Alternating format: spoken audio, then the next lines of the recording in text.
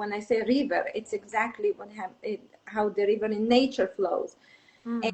And it's, yeah, it's very, very, I think, important to understand that when there is a blockages, when right away you see that you cannot fold even your finger, or you wake up in the morning, you feel stiffness, that's already affects your heart. So then the simplify.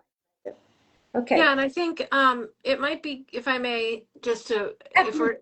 we're on to like symptoms and you know, Yeah. because I do a lot with like reading the body and looking at a person and you know, seeing what possibly could be imbalanced inside them. And so when we look at the face, we're doing like Chinese diagnostics.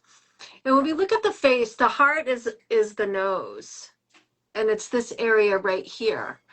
And so we oftentimes, I will see it, you know, and I always say, like, once you learn these basic diagnostic tricks, you never look at a person the same way. You're always like, what's going on in Don't there? know what's happening there. Yes. But so I will see purple noses a lot. And that's basically stagnation of blood in and around the heart. So there's some strain there already if we see purple on the nose, or if there's discoloration. So, and especially so the rosacea of the nose, you can tell. And that to me is also heavy alcohol use, like Yeah. brown alcohol, not necessarily beer, but that can really affect the heart. And we know alcohol causes a lot of inflammation in the vessels, so in the arteries too. So we have to be mindful of the alcohol we drink, but we can see it in the nose. And like you had mentioned, you know, if you feel stiff, so the color around blood stagnation is oftentimes, it can be purple.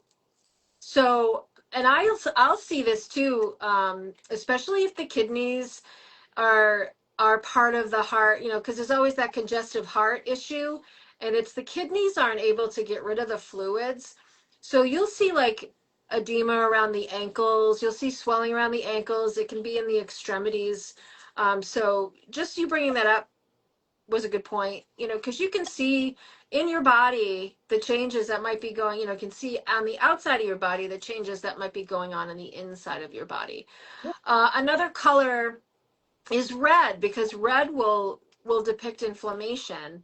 And when we have heart issues, it's typically caused, it will, you know, in my experience, caused by inflammation, you know, AFib, uh, um, high blood pressure. A lot of this is inflammation, people.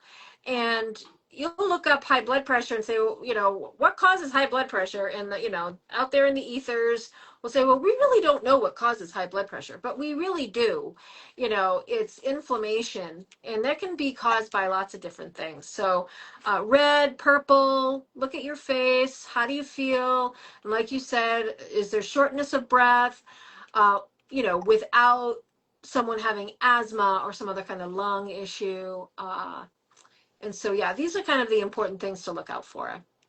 Yeah, I think this is very, very important, and to mention that, and I absolutely love it. And what I wanted to say is the Schomburger and Schomburger, and The what what? we talked about the vortex. We Oh, speaking the vortex. is like similar to the vortex. That's what I wanted to say. Gotcha. Yes.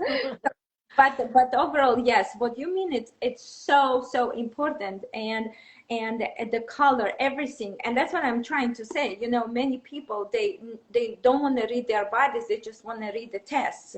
And the problem Yes. is that when you Yep. read the test, there might be already too late. We want to prevent this. So even simple things, as just you mentioned and I mentioned, this is already a very important thing that already tells you, hello, there is some sort of a stagnation. That you don't really need a test if you cannot fold your hands. Well, buildup of arthritis, let's say. What is this? It's a calcification. Why does it go? Well, because it becomes a toxic material building up. So if you think that it does not reflect your heart, obviously it will. Now the same thing comes to the toes. The toes are our roots. And most people have problems with their toes. The shoes they wear all day long. There is not enough heart. The roots are not breathing. If the roots are not breathing, we feel tight enough. We feel tight enough. The heart, it begins an issue. The first thing we can also also say if the people cannot bend, just do this sit-ups, let's say. They have, after 10, 15 times, they're already out of breath. That already shows you there is a problem. If you cannot do a regular sit-ups and without catching an extra air, that's already a problem. And then we can also say overdoing it, and that's also an issue. Like people who are so committed to do exercise, they're so committed to do, and they're doing too much. That can also cause a problem, because that's also weakens the heart. So we kind of have to bring this to the center. So that's why the best way to do it is to listening to yourself. Because many times, let's say you go to the gym and you're working because I want to do the muscles, and because you look to someone and you want to be like them, but are you like them? Are you in the same shape like them? Are you the same person or have the same structure in your life? Are you very stressed, or you're a businessman who's going through, and who have a lot of workers, and the next day you maybe need to fire a few of those, and then you go do gym? That's actually a perfect combination to stress your heart.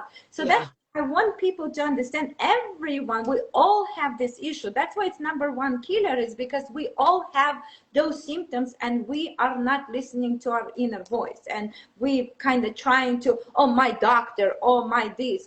No, it's you yourself. Know yourself. Learn about yourself. Okay. Right. Now, I also wanted to speak how gut exactly connected to our heart, because many people don't understand that the heart, again, is the blood.